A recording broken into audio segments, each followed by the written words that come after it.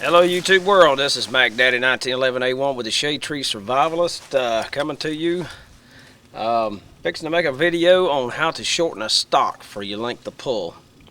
At the request of another viewer, aim for the 7th chakra, I believe is how you would pronounce it, maybe it's chakra.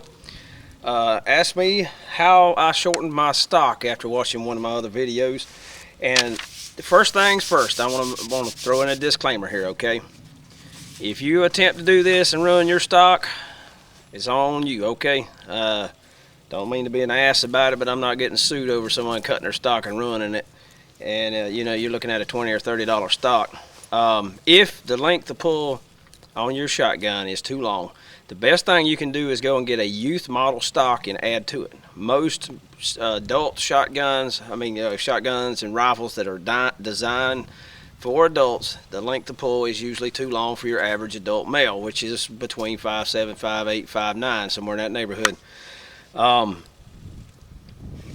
And you know, just be careful. If you're not sure about it, if you're worried that you might screw it up, have a professional gunsmith do this, because you can really screw it up and mess it up, and then you're in trouble.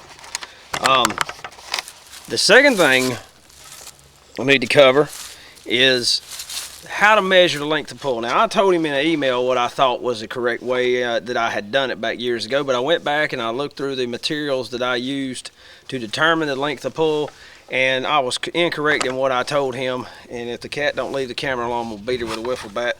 But the quickest and easiest way to do it, you need a helper, someone who can read a tape measure or a ruler, okay?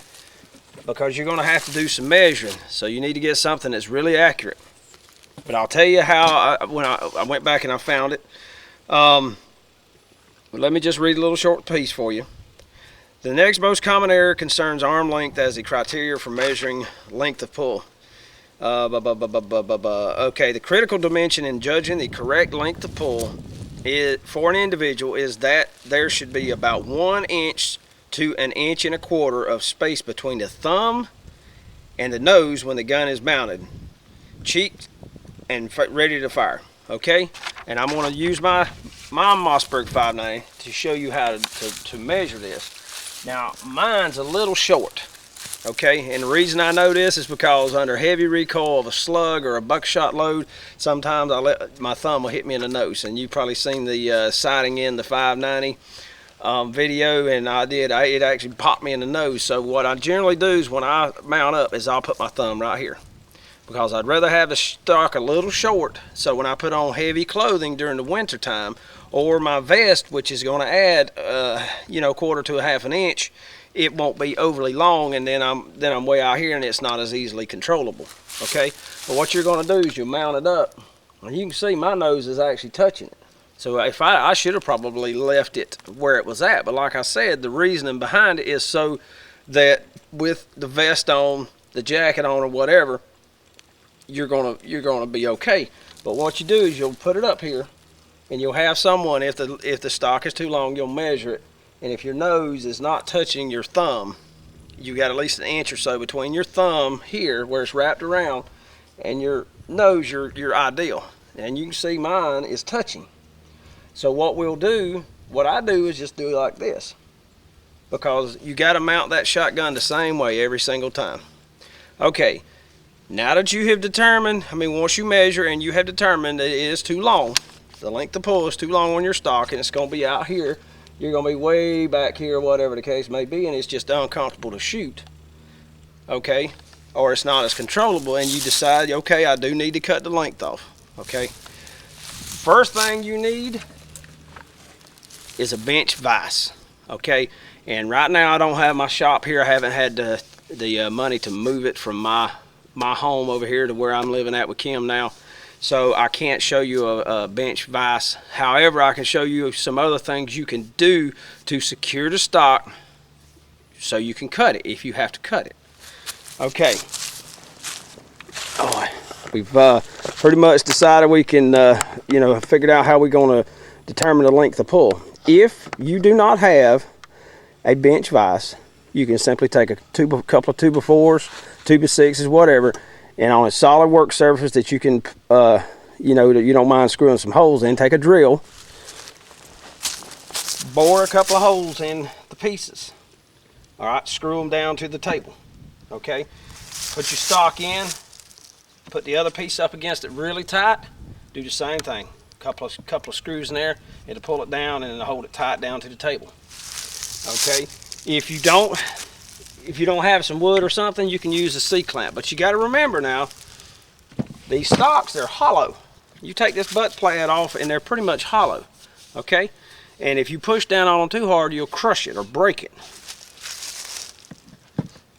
All right, with it still mounted to the gun, you can measure the length. You know, you get your length to pull, and okay, say your nose is 3 inches from your thumb, okay, and you want at least 1 inch of clearance between your thumbs, so you need to take 2 inches off, minus the butt pad.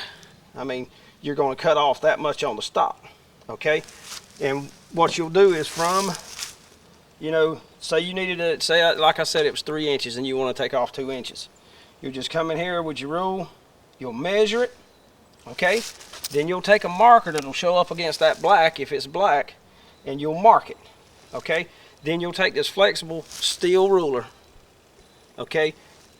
You'll lay it on that stock and you'll fold it around so that it'll touch, and you'll draw your line, okay?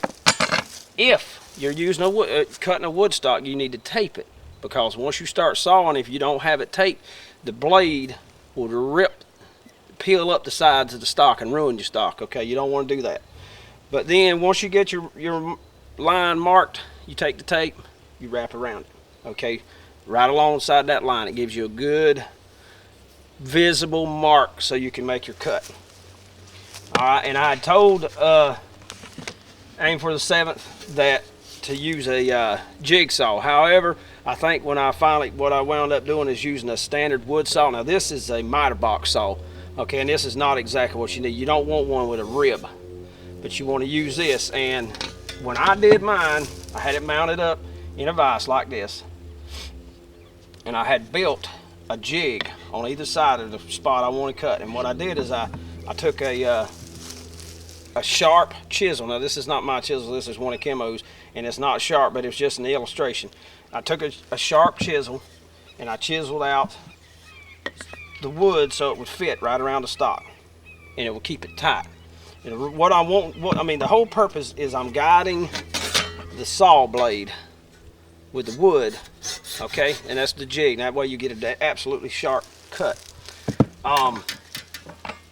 But let me see. I made an illustration here. Let me get this out. I know this video isn't going as good as I wanted it to. Okay, let me get over here behind the camera so I can hold it up here and you can see it. All right. So this is the back of the buttstock. Okay, and I whittled out the wood on the, to make it fit, and then I bored a hole on each each piece of wood on each end. I took a bolt. All right, and I tightened it around the stock. Okay, so it wouldn't move. Now, to keep it from working side to side like this, I added some tape under there to make it tacky so it wouldn't slip and slide. And then you can see from this illustration, okay, I just cut it right down that line with the saw. And sawing it with a handsaw on plastic, if it's a plastic buttstock, is not hard at all. It's no worse than trying to cut PVC. Another little tidbit of information. As Nothing Fancy's always saying, a little bit of lubrication to the blade, it'll make it go in and out really well. It'll keep it from the plastic from gobbing up the blade.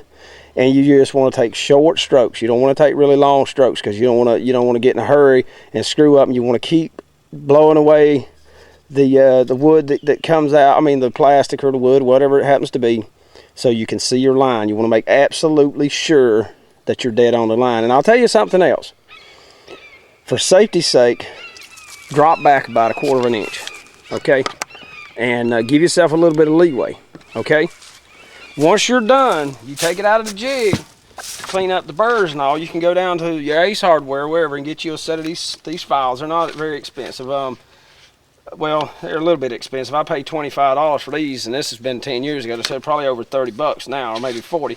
But just get you a selection of files, and you can take that file right there, and you can just easily knock off the burrs and clean up the stock and make it square.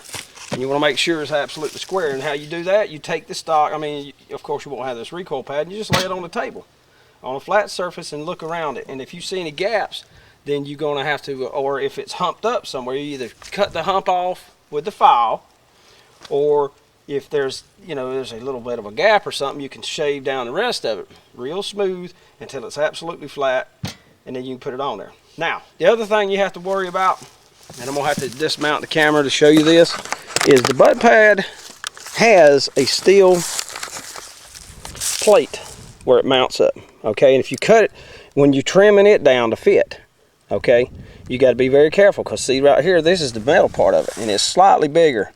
And I could have went in there and I could have whittled it on down, but my gun is for functionality. I don't give a rat's hind end if the darn thing looks pretty.